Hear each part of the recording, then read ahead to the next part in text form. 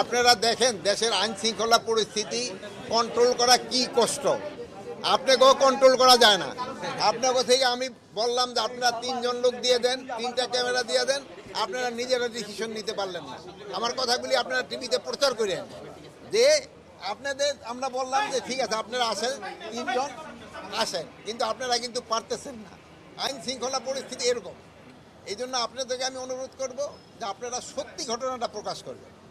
এখানে সত্যি ঘটনা প্রকাশ করলে জনগণেও উপকৃত হয়, দেশের আইন শৃঙ্খলা পরিস্থিতি উন্নতি হয়।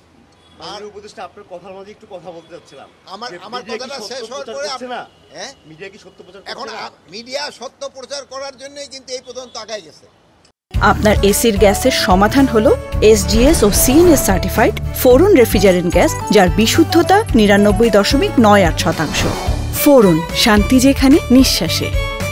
আমি সবসময় বলি আপনারা সত্য প্রচার করাই, কিন্তু আমাদের বাইরের মিডিয়াগুলি আছে যে বিদেশি মিডিয়াগুলি কিন্তু তাদের টোন কিন্তু আস্তে আস্তে ডাউন হয়ে যাচ্ছে। তারা কিন্তু এখন আর আগের মতো সরব হইতে পারে না, যেহেতু আপনারা সত্য ঘটনা প্রচার করেন জন্য। আর আমি আপনাদের এখানে বলতেছিলাম যে আপনারা যদি একটু নিজেরা একটু ডিসিপ্লিনভাবে সব কিছু করেন তবে কিন্তু আমরা আরও বেশি খবর দিতে পারি।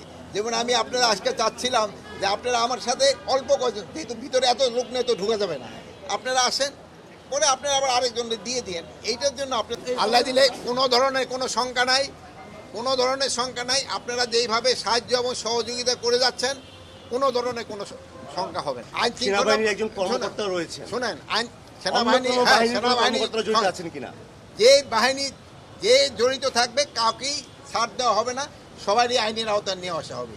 আর যেহেতু আপনারা বললেন যে তাদের কার্যক্রম নিষিদ্ধ করা হয়েছে, এবং তারাও যদি কোনো রকমের অপকর্ম করতে চায় কোনো রকমের ছাড় পাবে না। তাদের পরিকল্পনা কি ছিল, তাদের যে একটা মিটিং করলো বা এই পরিকল্পনা কি ছিল এটা তো ইনভেস্টিগেশনের পরে যেন জানা যাবে।